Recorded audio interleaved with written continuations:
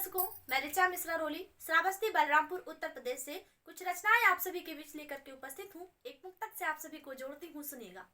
लगे मौसम दीवाना और मन हर रात दीवानी, लगे मौसम दीवाना और मन हर रात दीवानी, नशीली ये हमारी कर रही है बात दीवानी, जलाती चांदनी तन को हुई ये बेरहम इतना, जलाती चांदनी तन को हुई ये बेरहम इतना, थिरकता जा रहा यौवन मिले सौगात दीवानी, थिरकता जा रहा यौवन मिले सौगात दीवानी। अगला मुक्तक सुनिएगा।